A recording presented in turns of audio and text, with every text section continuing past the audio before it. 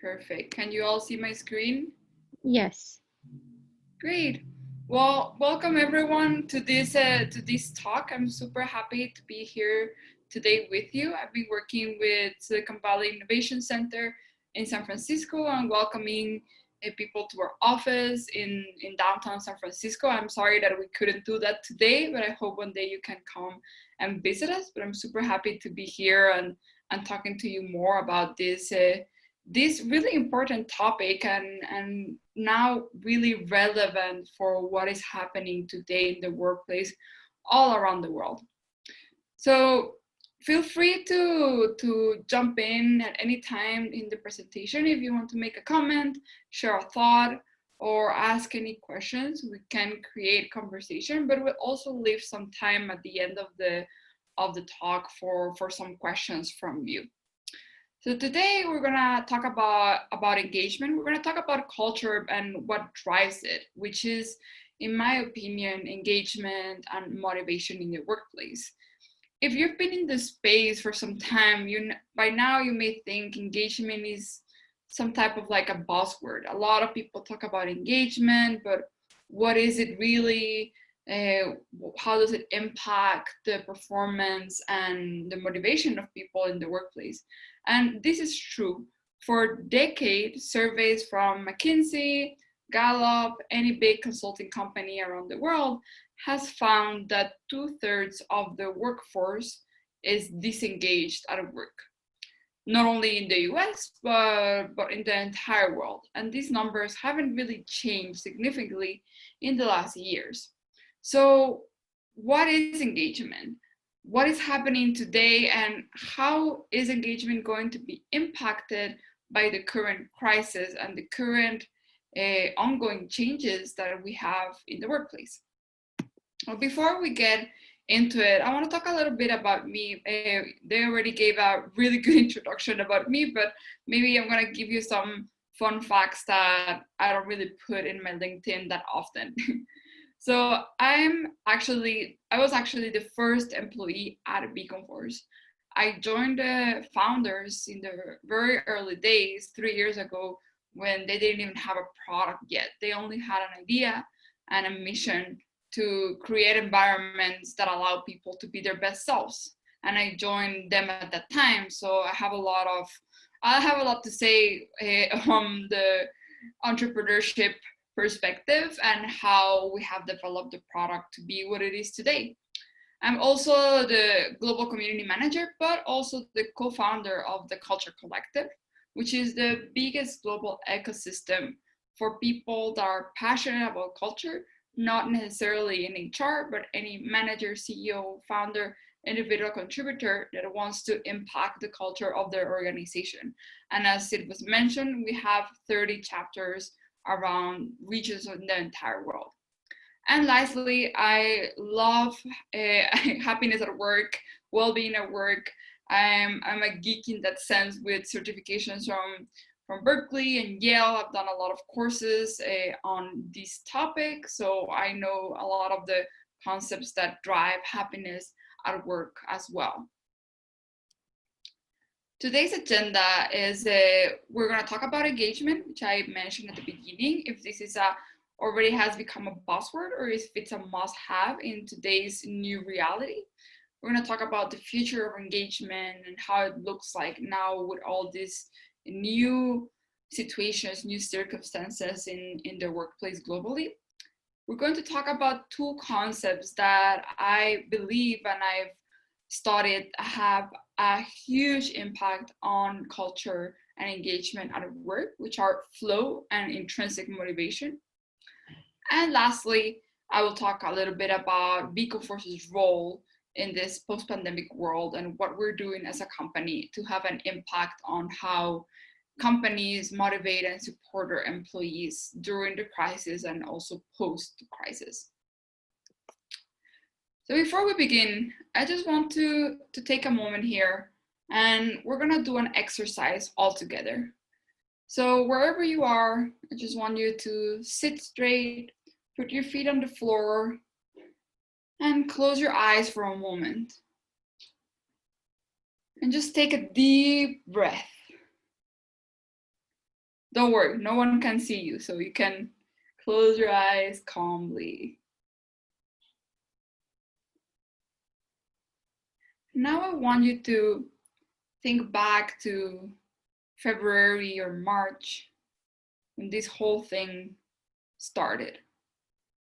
When you were back at the office with your colleagues and just going through your daily routine.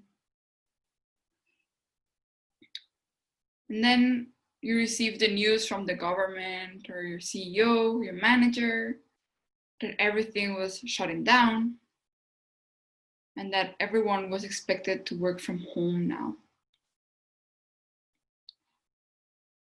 What were your top 3 priorities during that time?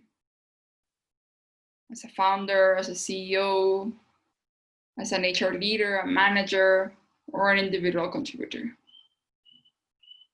Just think about what were the first 3 things that came to your mind related to the company during that time. And now open your eyes. Does anyone want to share really quickly what came into your mind before I share my thoughts on this? No? We'll continue later then. So in our mind, my CEOs and my leaders in the company, our top 3 priorities were cash flow, runway, and cost. And I'm guessing this looks similar to what your top 3 priorities were. Personally, I was very scared. Beacon First is an early and growing startup, but everything froze. Pipeline, developments, investments. When all this started back in March, we really didn't know what was going to happen, what to do. We didn't know if we could survive. And I'm sure this was similar to a lot of people here. Maybe not in a startup environment, but is my company going to be relevant or survive this crisis? And after talking to many companies around the world, some of like our clients in Asia, Europe, Latin America, North America, every single person told me that their company, their city completely froze during a couple of weeks, maybe even a month when all of this happened, because this is something that had never happened before. All companies and HR leaders were navigating unknown waters, and all business activity froze. And when the shock passed, they moved into survival mode, cutting costs, maybe doing some layoffs, pivoting or innovating to stay relevant, creating new products. But now I want to ask if any of you had anything else in your mind back in that time, not right now. What was your priority number 4? What was or is another resource that you could leverage at that time? So I'm gonna tell you what it was. Your people. And I know that this wasn't your first priority, and this is normal, right? Like as founders, runway, cost, cash flow were the top things that were in our mind. But now that we're here, now that we know that our people is the next priority and it could make a huge difference on how our company is going to survive, how do you know if your people are okay? Now everyone is working at home and you find yourself in a unique situation where everyone is looking at you for guidance. Maybe they were at home with no internet or no stable internet at least, without the necessary tools to work, maybe with kids and dogs screaming in the back, or with a challenging home situation. How do you get the information to see if your people are okay? How do you gather this data? How do you analyze it? And most importantly, how will you act on it? Let's go back to pre-COVID. This is some data from Gallup pre-COVID, only in the US, there was $300 billion cost of work-related stress. Last year, at the end of last year, burnout was actually officially announced as a medical diagnosis. If you've been working in the US or you've been in contact with the US, you may have noticed that burnout is something that people talk a lot about in the last years. And then in addition to that, $550 billion of cost for disengagement at work. More than 80% of the workplace is disengaged. So it doesn't even, here at this point, it's not even of, are your people leaving the company? Are you having a turnover problem? This is people that are in your company, but disengaged, which in my opinion is even worse. So what are the effects of low engagement? Some of these may feel very familiar to you, maybe too familiar, but the effects are low productivity, high turnover, low innovation, stress, health problems, and absenteeism, which causes huge losses for company performance, not only turnover, which is the usual common problem that people talk about. There's an impact on company performance, cost of hiring and knowledge drain, impact of competitive advantage if your people are not innovating, how are you going to stay competitive, and impact on overall productivity. But of course, in Silicon Valley, this problem does not exist, right? People come to these courses because Silicon Valley is the hub of many things, including innovation in perks and benefits. You see some crazy perks in some big tech companies here. Personally, I have a friend who works at Google, and I was so amazed when she told me that they had free massages on campus. When she said that, I was like, wow, really? I would love that perk. I would be doing massages every single week. That's amazing. But when I asked her how many massages or how often she go to get these massages on campus, she said she only went once when she was first hired.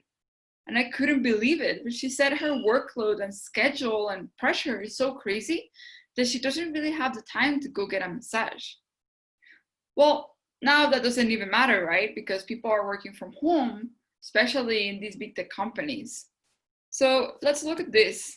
And this is a graph from actually the Silicon Valley Innovation Center. And it's the average length of employment in these big 10 tech companies. And this may be very surprising for you. I would love to work at Airbnb, Twitter, Google, maybe not Facebook, I don't know. But it's insane how the average length of people staying in these companies is less than 2 years. Of course, in Silicon Valley, there's also a big competition and headhunting phenomenon. But this tells you that even the best in class, even the leading companies in Silicon Valley have problems of retention due to disengagement at work. And they have the most amazing perks, things that you could never even imagine. So now we know for a fact that the engagement problem is real and it's global and it's impacting businesses' performance everywhere. Even the best in class are lost. Even the best companies, leading tech companies, super innovative, haven't really figured it out yet. And it's not getting better. For decades, the engagement data has been the same. Even if there's 1,000 HR tech vendors out there that claim that they're gonna impact engagement, the data is still the same. So what do you think will happen with this issue now because of the COVID-19 crisis? Will it get solved or will it get worse? This is a very interesting question. And I've been following this topic a lot. There's many consultants and researchers in this space that have been looking into that to see what will be the impact of this crisis on employee engagement.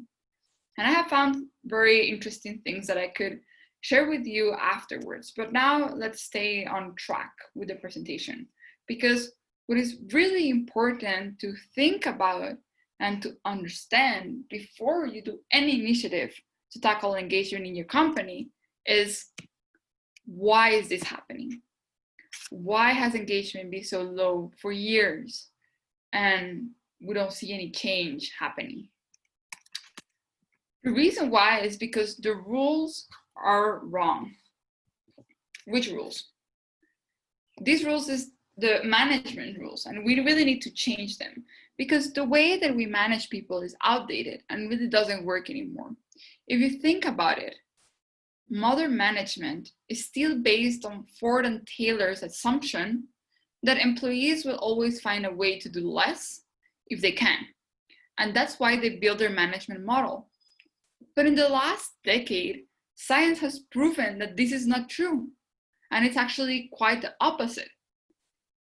The new generation of employees have different needs and are looking for much more than extrinsic rewards. I'm pretty sure you've heard people are looking for learning and growing in the job. They're looking to be a part of a good and healthy culture. It's not about landing a job that will last for 20 years anymore. And I'm not criticizing Ford, of course not, because they created a method for their time and it worked. But those rules are not valid anymore and they don't apply to the new generation of employees and their needs and wants in the workplace. So let's talk about today's data. When all of this started, companies were surveyed and they found that 70% of companies didn't have a plan to face the sudden changes that came with this crisis. Everyone froze, remember? But so far I've talked a lot about the bad news, but now I really want to talk about good news because in the middle of it all, this crisis has created an opportunity and a need for companies to change this. So now is really the time to lead your company into digital transformation. It will be the only way to help your company survive. So 76% of employees said that collaboration in their organization actually improved significantly since the crisis started and everyone went remote. This is very surprising. No one would have ever thought that this was going to happen. Even like they mentioned that there's only 1% loss of productivity despite the current situation. Why is this? My guess, and now I'm going to talk a little bit more about that later, is companies saw the need and started putting a lot more attention to people. In a survey made in the US, 43% of workers wanted to stay working remote in the future. Remote work was already a huge trend in the future of work space, but now that people have tasted it, that companies have broken assumptions and stereotypes and prejudices about remote work, people really want it. People really want that flexibility. And in some news, some like recent news from Silicon Valley that have been happening is that many companies, if you read the news in the last couple of weeks, many companies are going virtual for the rest of the year. And some companies like Twitter, Salesforce, and Square are offering remote work options forever. And now this trend has even expanded in other parts of the world. Fujitsu declared this week that they will offer permanent remote options to all their employees. Silicon Valley companies have also been doing so much to engage employees and listen to what the people are needing. And actually, this is some of the results that we've seen. Employee engagement is perceived to go up. Too early to tell, but Josh Bersin, a researcher and consultant in this space in Deloitte, he says that COVID-19 could be the best thing that ever happened to employee engagement. The reason why is because companies are starting to be more intentional about the initiatives that they create for employees to feel more motivated, supported, and safe with their jobs amidst the chaos that is happening right now. So how do you start?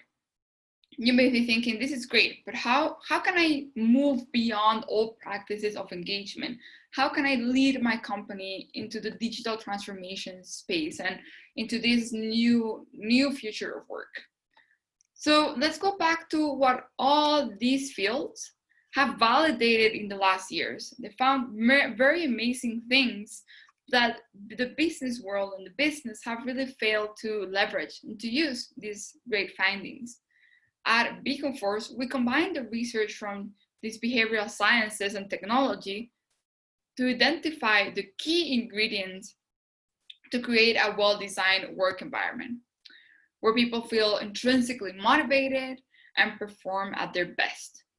But before we go into the platform and what our product is, let's talk about a few more concepts. Let's talk about flow. Maybe someone here has already heard about flow. This is a topic that has become more popular in the last years. And maybe you have heard about it in sports.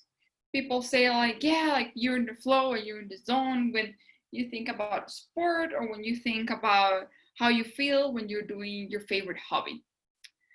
Imagine what would happen in your organization if your employees could feel the same feeling at work, the same feeling that they have when they're performing their favorite sport.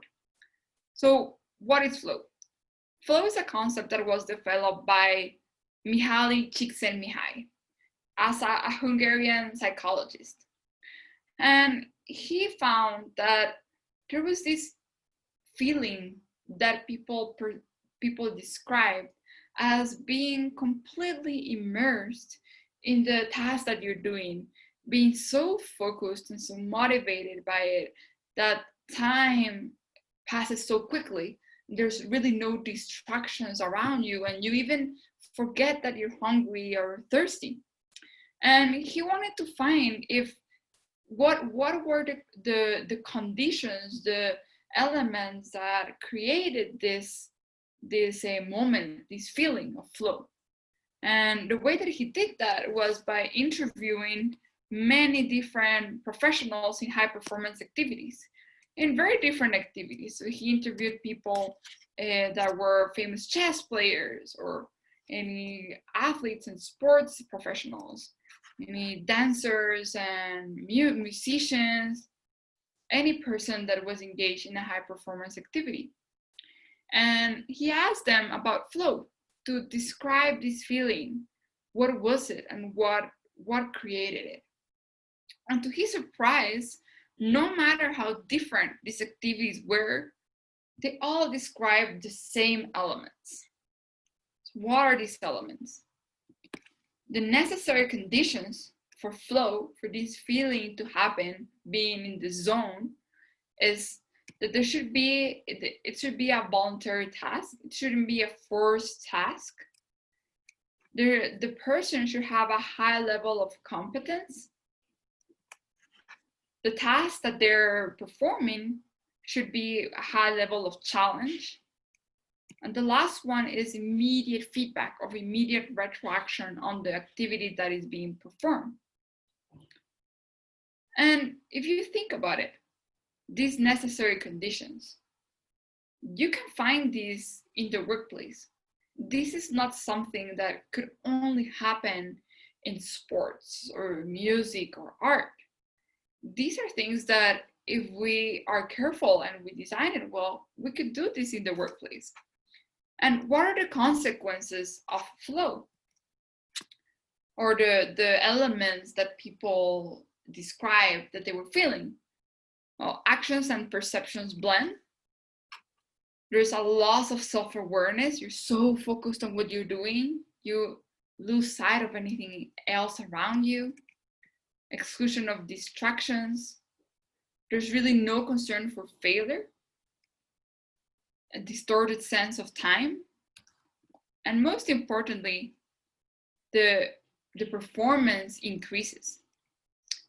So Mihaly understood and found that this feeling, this concept could be replicated in the workplace, and that was his aim. How can we create this phenomenon in the workplace. And he writes and talks about it in his book, Flow. And I know that the name is a little bit weird to remember, Mihaly Csikszentmihalyi, but if you put on Google Flow Mihaly, you will be able to find it. It's a really interesting book that I highly recommend. And now let's talk about the second concept, the concept of motivation. Maybe you're like, well, I know what motivation is. What new am I going to learn about this today? But there's a lot of different types of motivation. And we're going to talk about the evolution of the concept of motivation over the years in the workplace. So if some of you are familiar with the Maslow pyramid of needs, this is something similar. You can compare it to that pyramid to understand it a little bit better. But there are 3 different types of motivation that have evolved over time. The first one was motivation 1.0, the biological needs, the safety of having our job, right? This is the older generations that were looking for a job where they could stay for their whole life, that will support them in all the different stages of their life. Then we have motivation 2.0, which is rewards and punishments. This is where when perks and benefits started to come up, bonuses, all these crazy perks that I mentioned with Google. And this is actually where most of companies are still today. And then lastly, we have motivation 3.0, which is intrinsic motivation. If you've never heard about intrinsic motivation, this is the drive that moves you through an activity because you genuinely enjoy performing it. Not because there's a specific extrinsic reward at the end. Not because you're getting paid or you're getting any type of extrinsic reward, but because you truly enjoy the activity that you're doing. So let's talk a little bit about an example about intrinsic motivation. Maybe some of you have heard about the candle problem. This is a perfect example of what is the difference between extrinsic motivation, so rewards and punishments, and intrinsic motivation. So a group of students in a university, that's how the research started, but it has been done many, many times. They were divided in 2 groups. The first group, they told them that if they found the solution to this problem, if they achieved this challenge, they would get this set sum of money. They would get rewarded by money. And in the second group, they told them that if they achieved the challenge faster than the other group, their names would be published in the university homepage as the group that was able to solve this big challenge. So the question was, you have to be able to put the candle on the wall and light it on and prevent the wax from falling. So you wanted to put the candle against the wall, like in some way, and being able to light the candle and for the wax to not fall in the ground. Which group do you think achieved this the faster? The first group that got paid, or the second group that was going to be recognized? Well, a lot of people really guessed correctly, and it was the second group. The people that were recognized. They were the ones that found the solution to the candle problem the fastest. And now let's look at this experiment in a different way. So they did the same thing. They told them, to one group you will get paid, and to the other group you will get recognized. And they gave them the same challenge, but now the materials were set up like this. Which group do you think achieved it the faster? Some people may say same, the people that got recognized, that got intrinsically motivated by recognition. But no, this time the people that got paid actually achieved it faster. And why? Notice the difference between how the elements were set up in each of the scenarios. First scenario and second scenario. Now you can see that in the second scenario, the box is clearly one of the elements that you can use. So it's a little bit easier to figure out. It's just like putting things together, right? In the first scenario, the box just seems to be the place, the container for these little things to put in the wall, right? I always forget the name of those things, but this is a big difference because intrinsic motivation, so for simple activities, like for example, in the second situation where the box wasn't separated, for simple activities that mainly consist of execution, putting one and two together, extrinsic motivation does work. It works, and that's why in the second scenario, the first group did it faster. But for complex activities that require one or more of the following: problem solving, analytical skills, lateral thinking, communication skills, leadership, teamwork or adaptability, intrinsic motivation was more successful. In the first scenario, people that got recognized did it faster because it wasn't that obvious that the box was something that you could use. And this is something to think about. In your company right now, the tasks, the jobs that you have available, are they just execution tasks? Or do they require any of these skills? Most frequently, unless you have a specific type of business, a lot of the jobs in your company require some of this. But unfortunately, most companies in the world still use extrinsic motivation to motivate people doing these tasks.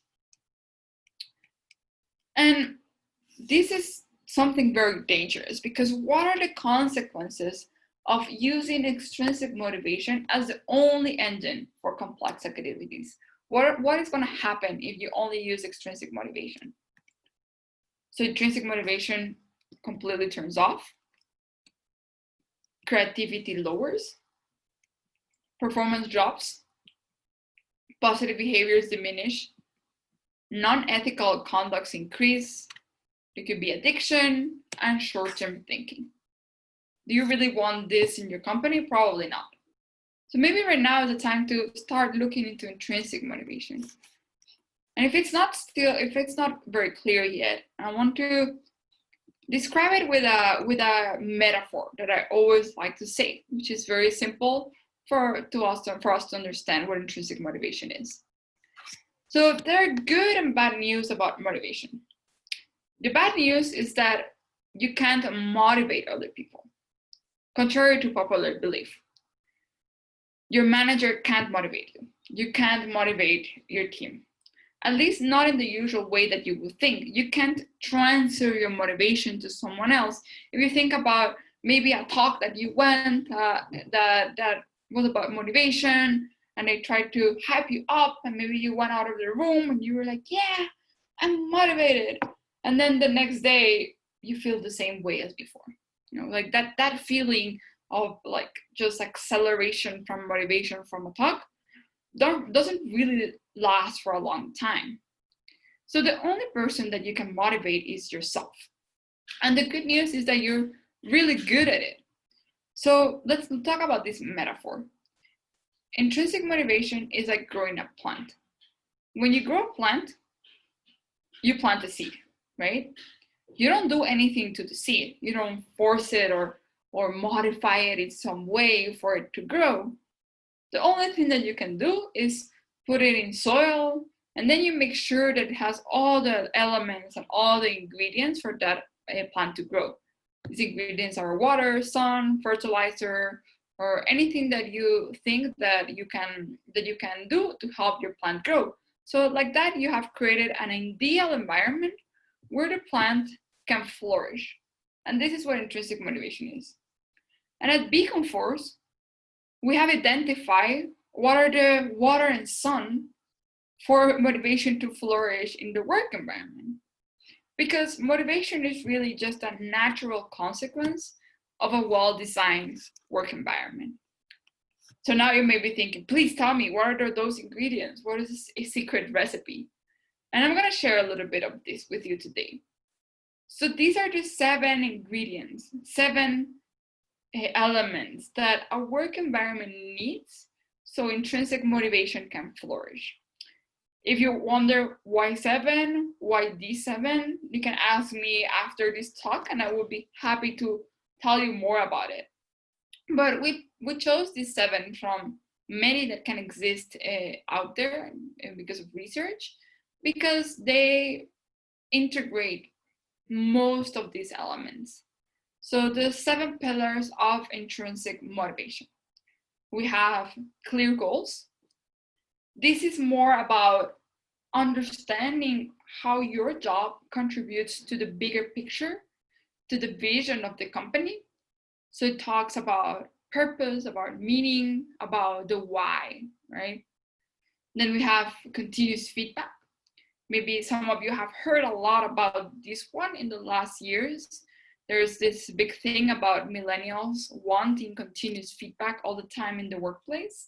And this is normal. We grew up in an environment where we got immediate feedback, immediate retroaction from digital interfaces, from our phones, from our social accounts. So continuous feedback is something very important that drives motivation, especially in the newer generations. People don't want performance reviews to be only a thing that you do once every 6 months or once a year. They want to know how they're doing and how they can grow and get better every single day. Have social interaction, the way that you collaborate with your team. Balance challenges. This is related to flow. So how the challenges, the tasks that you're performing at work right now are balanced with your current skills. If it's too easy, we get bored. If it's too hard, we get very stressed. Then we have sense of improvement. This is also something very obvious. People want to learn. They want to grow in their jobs. No one, as we saw before, stays in the same job for 2 years anymore, for longer than 2 years. If they stay in your company, it's because they got to advance in their career and get to another position, another role. But no one has the same role for 2 years anymore. And this pandemic only augmented that.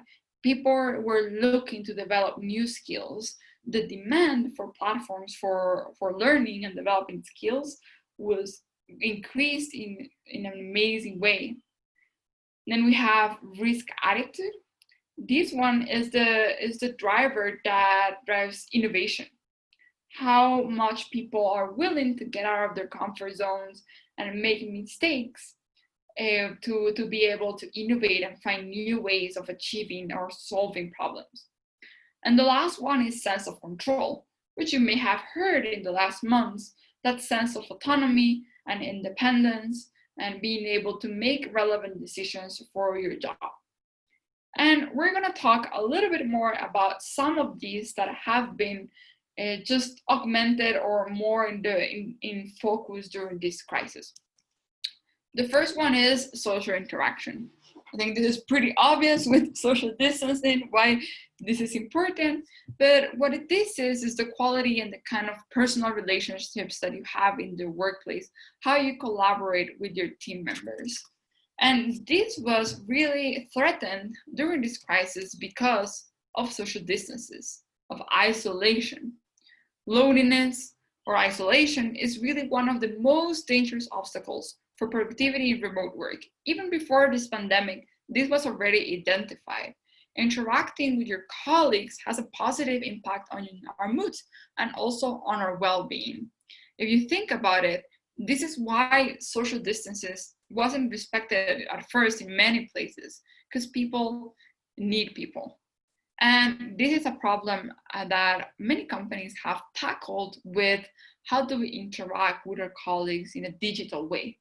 Zoom, virtual happy hours, virtual trivia, all of these things that companies have put a lot more effort now on doing so they can avoid falling into this problem.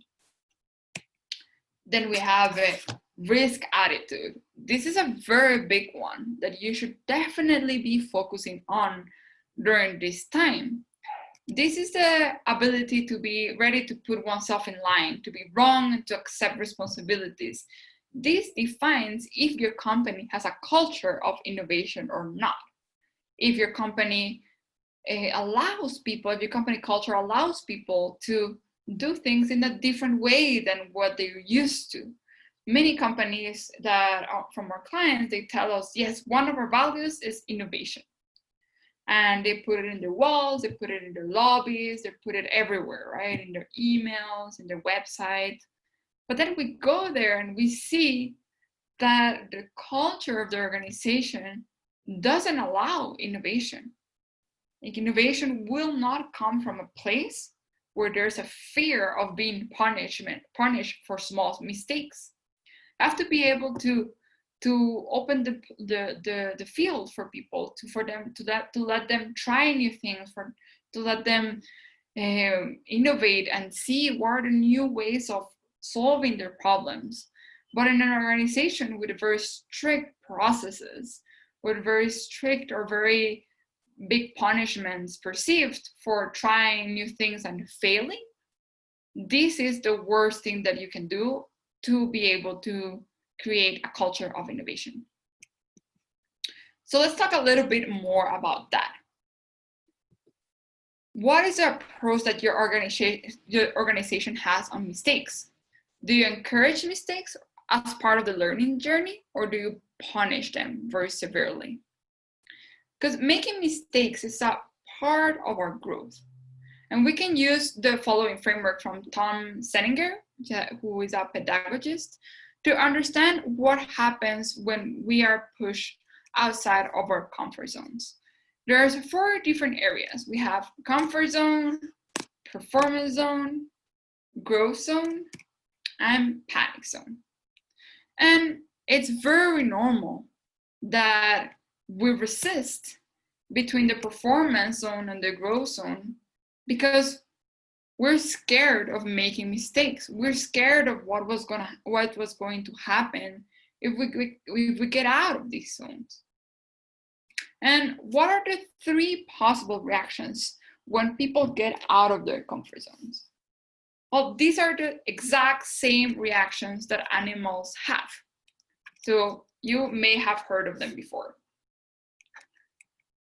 They're fight, flight, or freeze. And this is funny, and you may think like, we're humans, like we're maybe not gonna be defined in this simple of a way, but actually it's exactly the same way. You see in the office, you can see someone fighting, you can see someone wanting to escape, flying, or you can see someone freezing. Maybe they're not playing death in the middle of the office, in the middle of the meeting, right? But they're freezing, they don't know what to do, they don't take any action. And the extreme of fight here is extreme anxiety when you have arguments, and flight is depression, and the extreme of freeze is an even deeper level of depression. But if your attitude towards risk is high, you will always be willing to try harder, try new things, and not being scared of making mistakes. So you're probably not gonna go into these spaces that fast. And I wanted to show something previous slide. Here, every single person is different. Every single team member is different. And they will have different definitions of these areas. Some people, and you may be already thinking about some names in your teams, they go to the out of their comfort zone very fast. Or some people have a smaller comfort zone and they don't go to the out of the comfort zone that easily. And then lastly,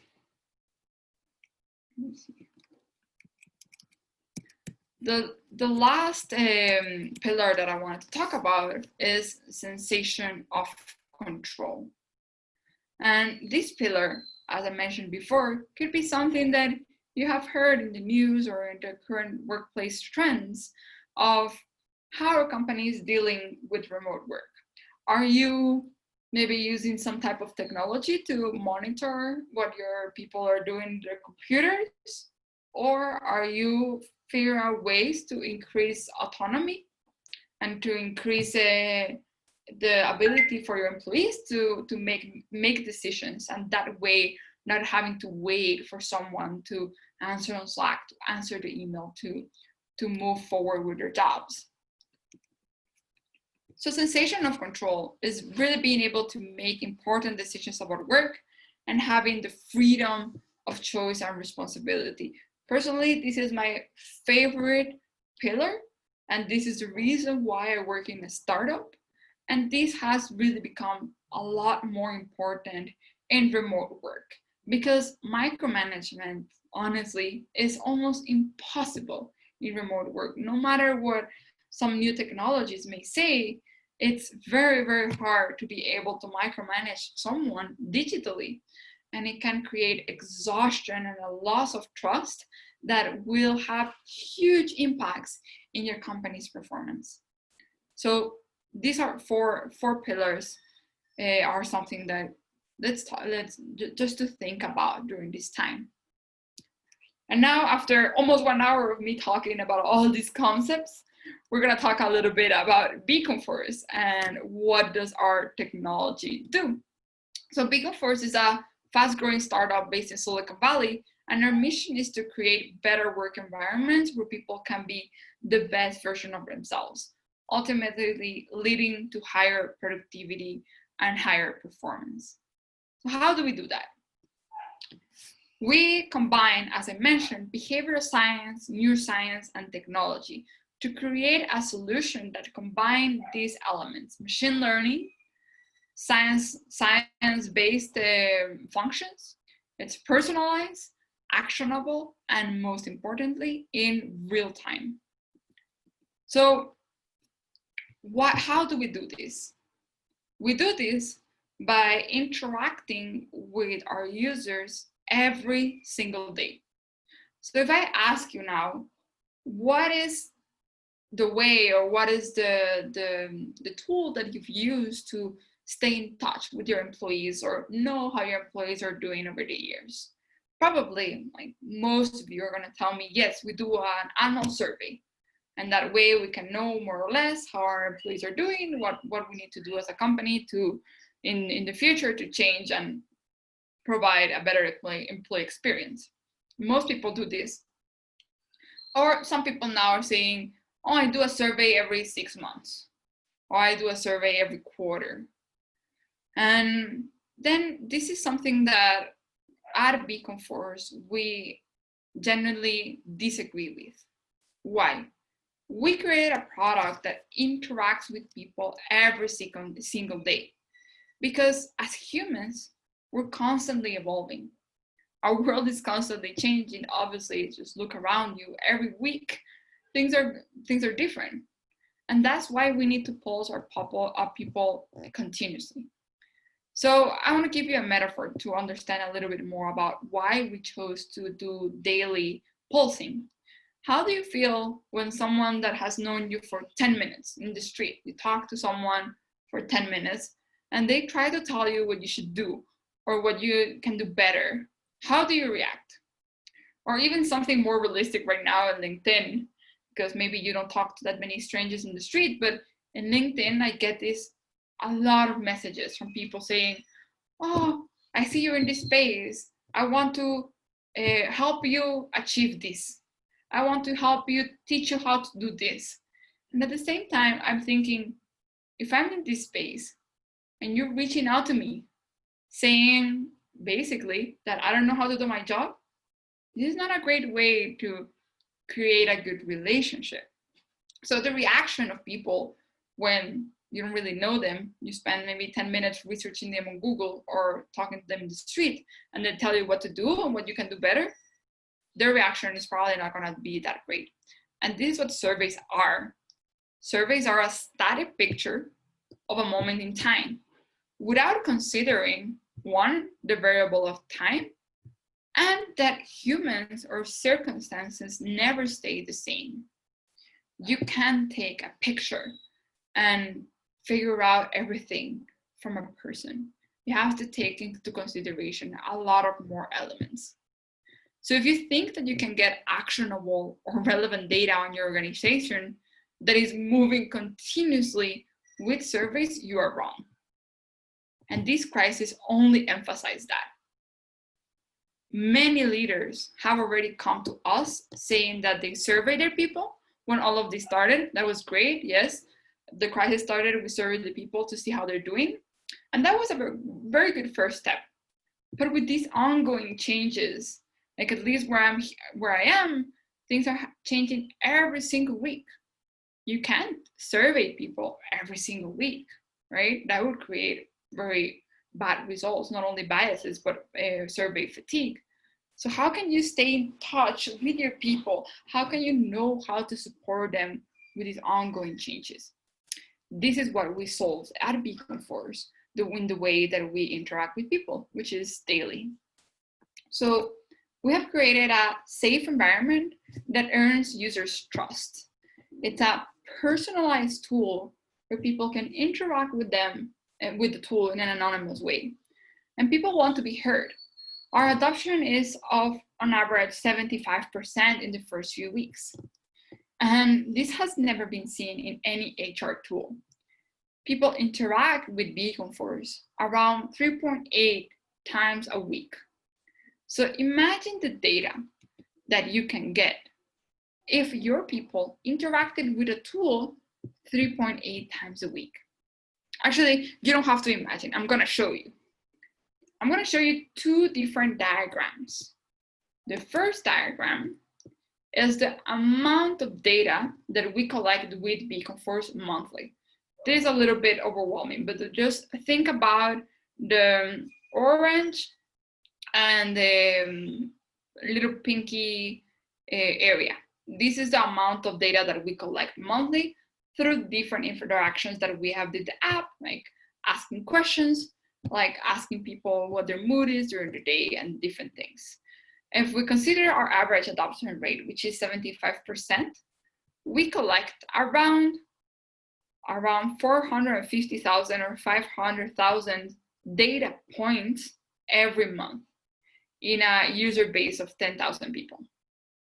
So on average, 450, 500,000 data points every month. Imagine that. Now, let's see. If you don't use Beacon Force and you use a survey that you do, let's even be optimistic, every 6 months. Okay. These surveys, let's not talk about any brands here, but these surveys usually have around 40 questions in the survey. It's a lot to answer in one time, like sitting down in a computer and answering 40 questions, but that's more or less like 40 questions every 6 months. And usually these surveys have a much lower adoption rate, but let's say that they have the same adoption rate as a Beacon Force, which is 75%. And here we're gonna do 50%. So every 6 months, you will get 250 or 300,000 data points every 6 months from your people. What do you think? What would you rather do? Would you rather have, as a founder, as a CEO, as a leader that needs data to make decisions? Would you rather have this scenario, this horizon, or how like this tool, or would you rather have this? It's like you're flying a plane. As a CEO, as a founder, as a leader in your organization, you're the pilot. Would you rather fly with this visibility in front of you, or with your windshield, or I don't know how you call that in planes, all messed up and you can only see a little bit there? The answer is pretty obvious, right? We need more data. We need more information to be able to make decisions that have an impact on your company's performance. And the way that we do that is to pulse people every day. You don't have to use Beacon Force. I'm not here to sell anything. What I want to sell is the idea of you can't pulse people quarterly, annually, semi-annually, and pretend that information is gonna help you make decisions. So I want to share a little bit about what we've done with Reconforce. These are some of our clients in areas like Asia, Europe, North America, and Latin America. And these are the results or experiences that they've had with us. We've helped them get into a digital transformation space. We've helped them with their remote work transition during this crisis. We've impacted the employee experience and engagement. They had an improvement of business performance. I can talk about some examples there if you want. There's been reduction of expenses due to work stress, and ultimately they also decreased turnover. And this is companies, as I mentioned, all around the world, and very, very different industries, as you can see here. Now, I wanted to give you a little bit, actually, let me just do an introduction to this first. We, in last month, we recently released a huge new feature, which is our executive dashboard, which allows you as an executive, as a CEO, as an HR, to be able to access the data at an organization, team, and individual level in a real time. This means that this dashboard is updated every day as users interact with the app. And most importantly, it takes into consideration the time variable. So you can see trends, big impacts of internal or external forces in your people's motivation and engagement at work.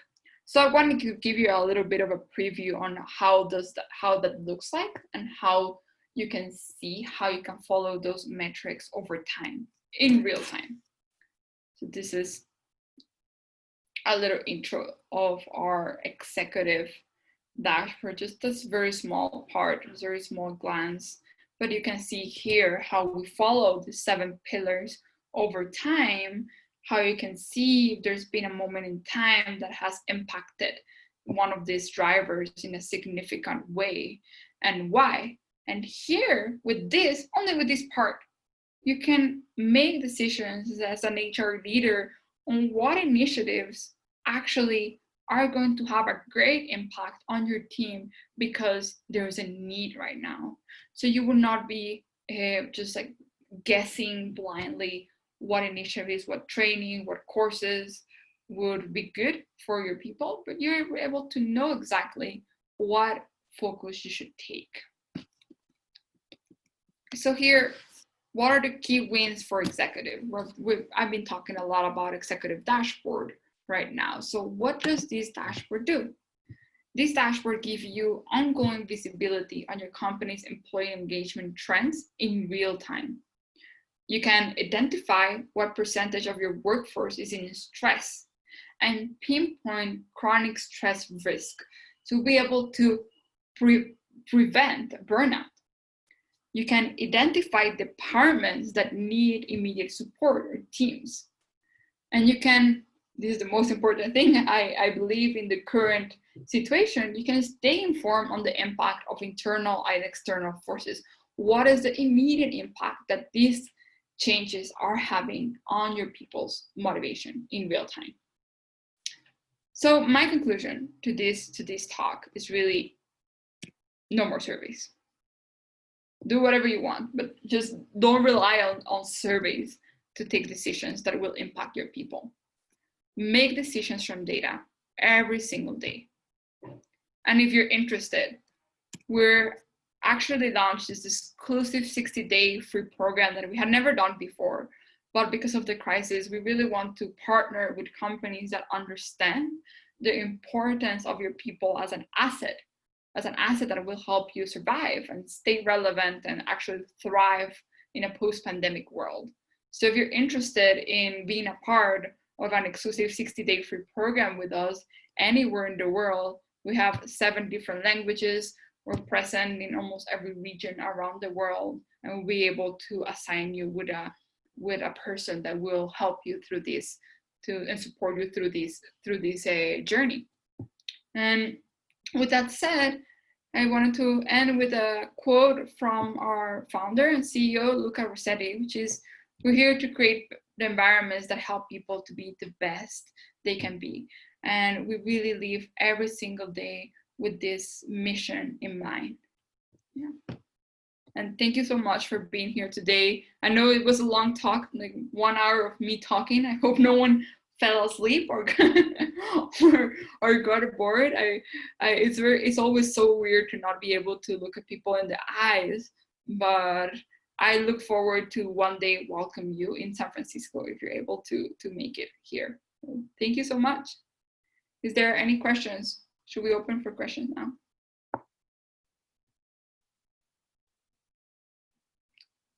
Let's see. Wait. There.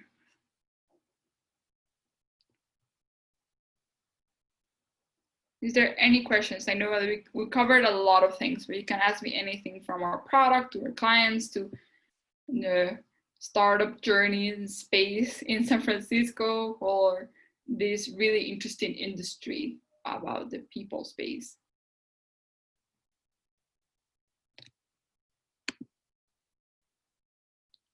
Oh, I see one here in the chat actually. So is the key of making those kind of data analytics line on the set of questions we ask to employees toward the 7 pillars? Yes. Well, there's different ways that we interact with people.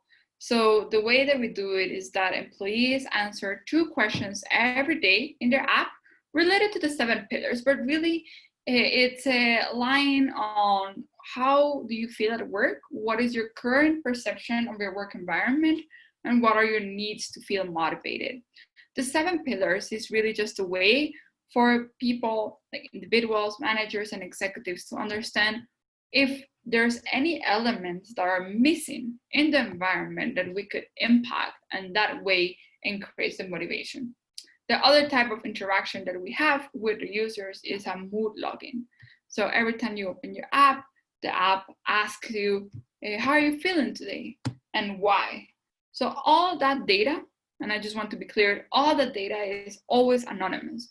We never reveal the answers to the questions or the mood that was chosen.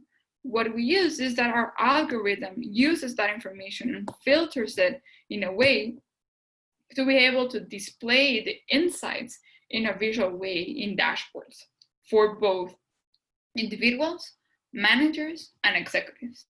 You saw there a little glimpse of the executive dashboard, but it's really important for me to say that the success of Beacon Force and the adoption of Beacon Force relies that we have a personalized interface for every single type of user, so you can get value no matter who you are in the organization.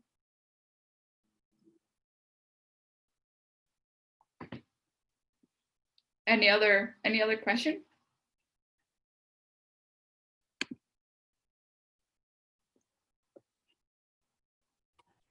Hi, Lisa. This is Rizky.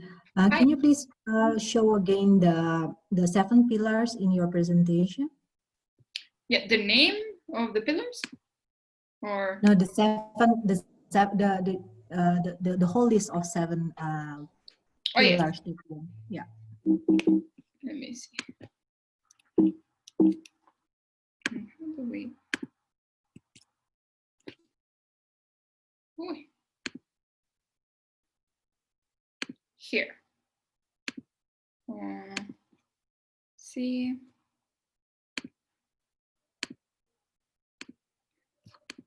Here, do you see it? Yes. Okay. So thank you for answering my question that I typed just now.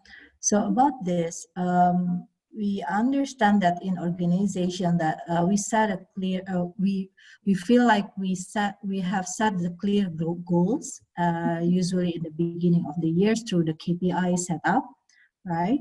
And then from time to time we also have like regular feedback towards the goals, usually during the mid-year as well as the year end. And yes, we demand some of the leaders or all the leaders to give a continuous feedback, right?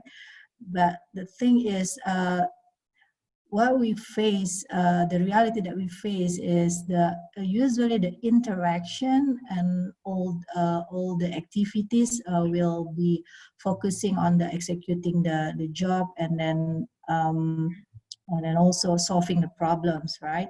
Yeah. So how we can have a, like a proper time, and not really time but proper opportunity to exercise these things, these pillars to ensure the intrinsic motivation according to your experience. Thank you, Lisa. Yeah, so you're right. What you mentioned about a lot of our interactions at work are about work, right? Like manager check-ins usually are like, "Hey, how are you doing? What's the status of this project?" Right? So that's like most of our interactions at work, most of manager employee interactions really. So what we found in Beacon Force is that it's very hard. So if you think about it, and maybe you've already experienced this before, if you think about it like, oh, and you go to an employee and you're like, how are you doing? And they'll say like, I'm good. It's the same when people ask you, how are you? I'm good, right? Like a lot of people are not gonna like develop on that, and they're not gonna tell you all their needs from how are you. So it's very hard as a manager to really be able to understand what are the things that are missing in this person's environment to be motivated. And sometimes this person doesn't is not even aware of it. A lot of times I use Beacon Force as an individual because I feel weird. I feel maybe demotivated, but I don't know why. And Beacon Force helps me identify why I'm feeling the way I'm feeling. But as a manager, it creates like a common language. So instead of asking, how are you? You can go to that meeting with a little bit more information, a little bit more context on what are the questions that you should ask this person that will get you the information that you need to support them better. So really just creating a common language, something more to ask than how are you is a great way to start having more conversations about people's needs and support and change the conversation. I'm not saying that it's not necessary to have job related and like project status checking, because that's obviously a part of the job, but making sure that managers are not only checking in with employees because of that is a great way to start having the conversations. We always say at Beacon Force that Beacon Force is not a substitute of conversations. It just gives you information to have more impactful conversations at work. Does that Okay, answer? thank you. Yeah, good. Yeah, thank you. You're welcome. Hi, Lisa. Hi. Hi. Thank you very much for this great lecture. Thank you. Thank you. I have two questions. Yeah. You have mentioned that it's a combine of four different aspects, which is cognitive science, neuroscience, positive psychology, and game design. What do you mean by game design, and why you have club it with them?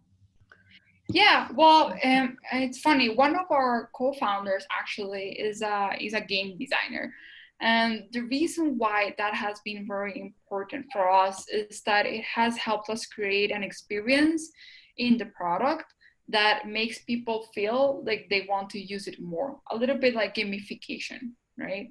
So we create this experience in the app that is very personalized to the person, and that makes them want to do more and to want to keep interacting with the app every day. So that has been the biggest value of the game design elements. So this is the method. The experience in the app, the technology. Yeah. Yeah, so this is the method that you have used for them, for your own company. But but do you believe that companies, to engage their employee or customers more, to use some of the methodology that is or approach that game designer use, I think personally right? that gamification is really, really interesting. It became very popular a few years ago, but unfortunately, sometimes it's not used very well. So I think that it can have a great impact on designing an employee experience, but I would recommend researching a bit more about it so you make sure that you're integrating all the elements and not just using one, because I do think that gamification has a lot of different elements, and if you only focus on one you may be losing some opportunity. But just understanding what are the elements and how those can be replicated in an employee experience is a great way to start. Great, thank you very much. I have one more question. Have you tried the interaction that you are using already with for HR, for internal customer, which is the employee themselves, to be applicable also with customer? So to be clear in this, Yeah. I'm a CEO of e-commerce company. Mm-hmm. So as an e-commerce, we are an application and a website. Our customers come to our application to buy items. So to apply such methodology, which is simple question about their mood, about their during their shopping. Have you tried such things? It just came to my mind while you were speaking. Yeah, So it's customer. yeah, yeah. We haven't really tried it really for like yeah, for a customer interaction. I think that the 7 pillars can be applied for a lot of things in your lives. So I would say that it would be interesting to explore that. But we usually just do it for internal. So like we sell it for companies to use it internally. Okay, thank you very much. You're welcome. I have one question. Hello, everyone. Hi. Hi.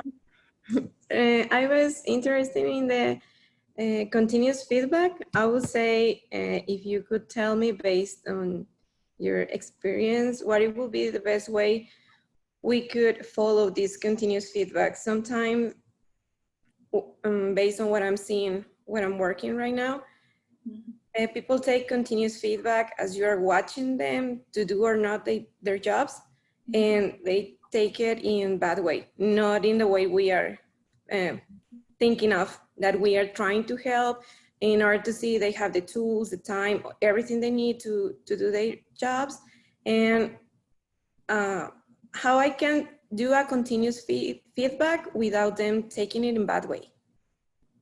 Yeah, this is very interesting topic, and it also affects the culture, right? Like if you are in San Francisco, this is something that is very common. People are much more open to it. If you are in other parts of the world, like Latin America, for example, I don't know if you're from Latin America, but Yeah, right. I'm from Mexico. Okay, your name is also in Spanish, so I'm from Guatemala, and I see that a lot here. I'm currently also in Guatemala with my family, and people here, they're very scared of losing their jobs. In Latin America, it's really like feedback can be something like an evaluation, and it makes them feel like they're in danger of losing a job. So I would start by focusing on education about feedback. What is feedback? Creating a culture of feedback in your organization. What is feedback? What are different types of feedback? Not all feedback has to be negative, right? There's also recognition. So first, education. What is feedback? What are the different types of feedback? How do we give feedback? Because that's also very important. The way that managers give feedback will define how people feel afterwards as well.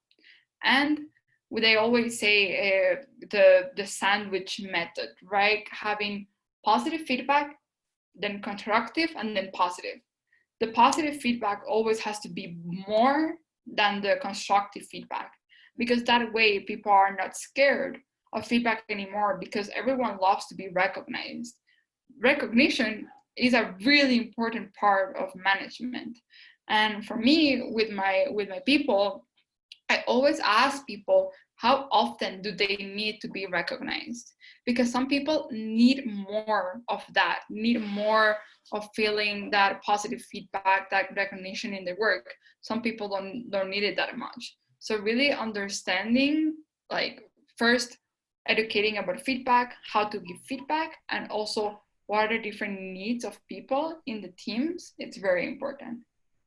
Okay, thank you. I just want to add that in the way you explained to me, I understand that maybe because we didn't used to do that continuous feedback before this pandemic, and now we are trying to introduce this feedback, it's maybe one of the reasons they are taking it bad way. So as you say, maybe we could start with positive feedback so they wouldn't take in other ways. Thank you. Yeah, right now it could be that they associate feedback with the crisis, so they're like, oh no, maybe Yeah. I'm gonna lose my job or something. No. Yeah, thank you. Yeah, you're welcome.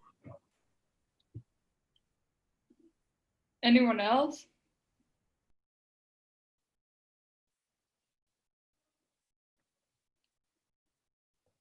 Hi, how are you? Can you hear me? Yes, I can hear you. Yeah. I place a question of the chat, but I'm gonna say it anyway. How it works with different kind of teams? As I'm not an HR professional, an IT responsible. I have both kind of groups. I do have project development teams, and also have business continuity staff. So they have different approach, Yeah.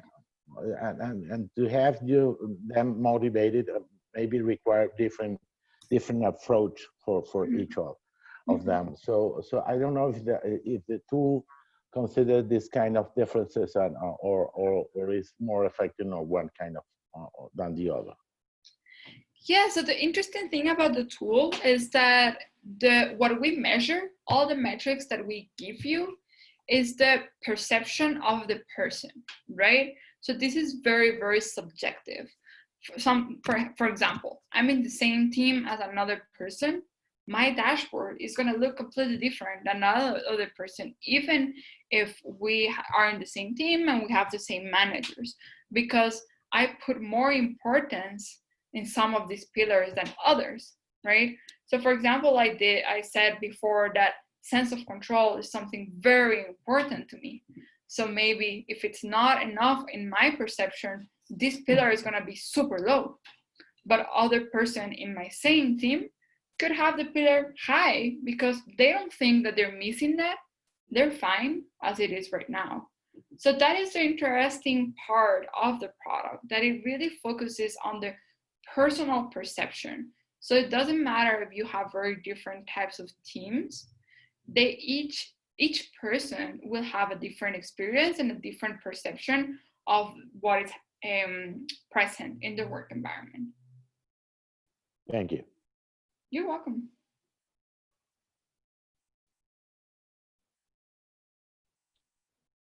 Do we have any other questions for Lisa?